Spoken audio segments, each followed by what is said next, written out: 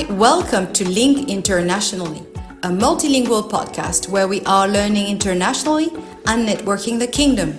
There were more than 6.9 million international students in 2022, and that figure is constantly growing. I'm Anza, your host. I invite you to join me as I discover the inspiring physical and spiritual journeys of international students as they share their personal, life-changing experiences with us. These stories enable us to enlarge our vision of what God has been doing in and through international student migration around the world in order to make His name known among the nations. Welcome to the podcast. Today, I'm delighted to welcome Florian. Florian was born and raised in Germany before studying and living in several countries, including Sweden, Switzerland, and Japan. Florian, welcome. It's such a pleasure to have you on the podcast. Thank you so much for accepting my invitation. Yeah, thank you very much for inviting me. And yeah, I'm looking forward to the podcast today.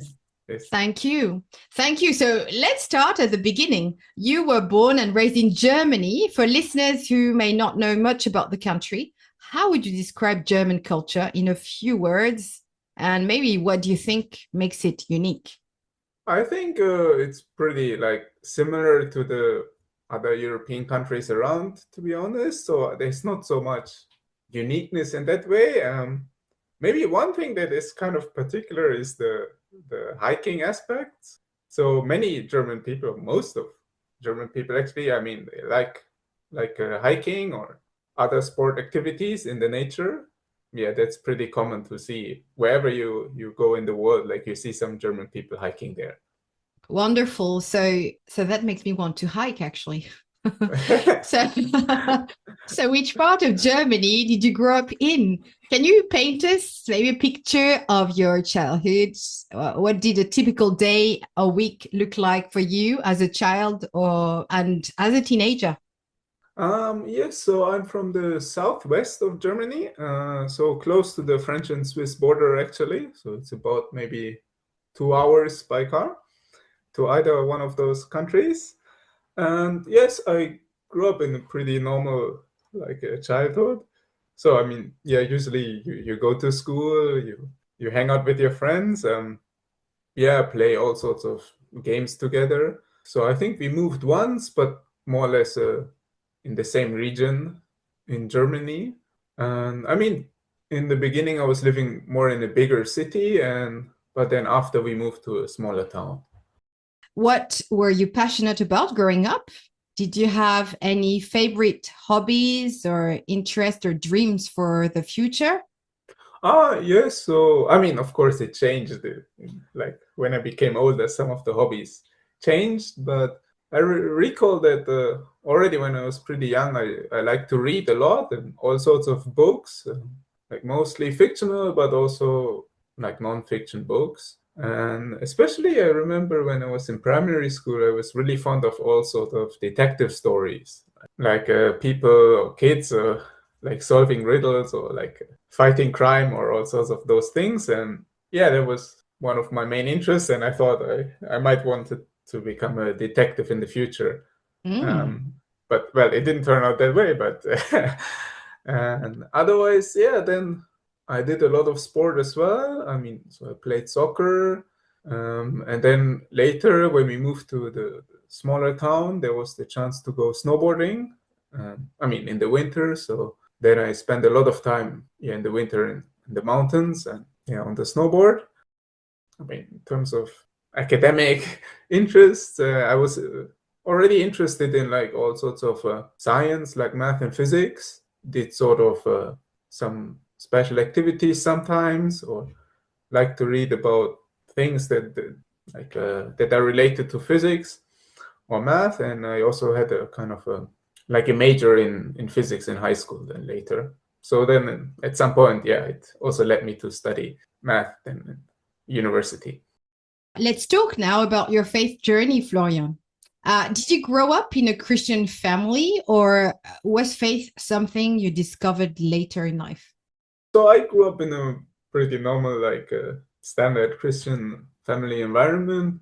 So I think, yeah, when I was in primary school, we went to church on Sunday, and then they had some sort of like a group for the children sometimes, where they did some sort of like activities or like some games, things like that.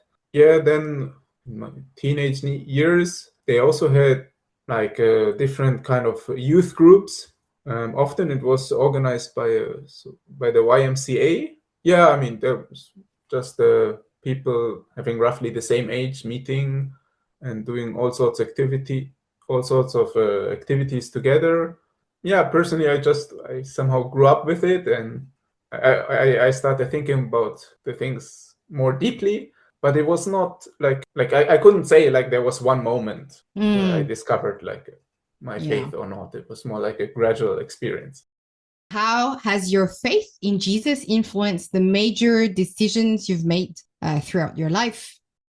I turned to God and Jesus. I mean, in the moments where I need help or I'm in trouble or in despair, especially in like if there are like difficulties. I mean, like I'm asking for guidance, and also before I have to make any decisions like where to go or like other important things. I mean, I usually ask for guidance and like ask to make the right decision. It is often like quite difficult for me, and I've also discussed many times with friends like how to actually follow the right way. For example, like deciding where to go to study. Should I go to university A or university B? And then I'm asking God for guidance. As I just said at the beginning, you've studied and lived in several countries: Sweden, Switzerland, and now Japan. Can you tell us what led you to each of those places, and was there a common thread connecting those decisions? The reason for Sweden was mainly that so during my childhood, we often went to holidays to Scandinavia. Then I was more curious about the life there, and I wanted to go there myself alone. And I then found like a suitable program at the university, and then I just went. The journey to Switzerland, it happened. Yeah, so as I more or less finished the program for my bachelor's, I started to apply for master programs, and also in Switzerland because it looked very interesting to me from the academic side, and also I wanted to see more mountains again because where I was in Sweden and like southern Scandinavia is pretty flat, so I missed the mountains.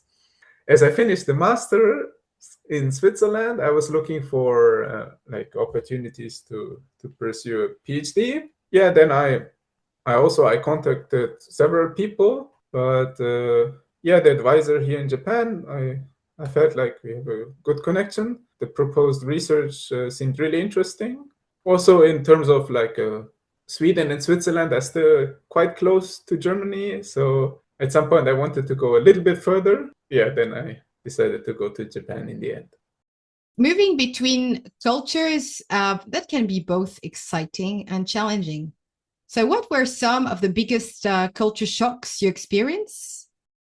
Many things that are different especially in Japan compared to Europe in that sense. I guess in terms of culture shocks, in Sweden or Switzerland, there were not so many. So one thing like I never realized before, just in terms of physical appearance, like I look very different. I stand out compared to the people around me. It takes some while to get used to that. Suddenly maybe some young children will look at someone and with like a big eyes. Looking back, where did you see God at work during those transitions? Were there moments when his faithfulness became especially real to you? So I think there are like two stories I could tell. So the first one was I went to like a volunteer language class here in Japan. So then usually you paired up with someone and you have some sort of tandem conversation. So I had this tandem conversation, and for some reason, I mean, we started talking about names and like kind of the meaning of our names and things like this. And so my second name is Noah from the Ark, right? So then I tried to explain the meaning of that name. then it turned out that my conversation partner, she knew the name, and it turned out that she was also a Christian. That's actually, I mean, in terms of probability, it's quite low. The general percentage of Christians in Japan is not that high, so probabilistic speaking, that was a rare occasion. And yeah, so then we had a very interesting conversation afterwards. Secondly was in Switzerland, in Lausanne. During one of the summer holidays in Sweden, I was working in a sort of climbing park. At some point, there were like a group of scouts from Lausanne. And so I did some climbing guidance for them. Then they went back, and yeah, then 3 years later, 3 or 4 years later, yeah, we had a Christmas party in our flat with my roommates in Lausanne.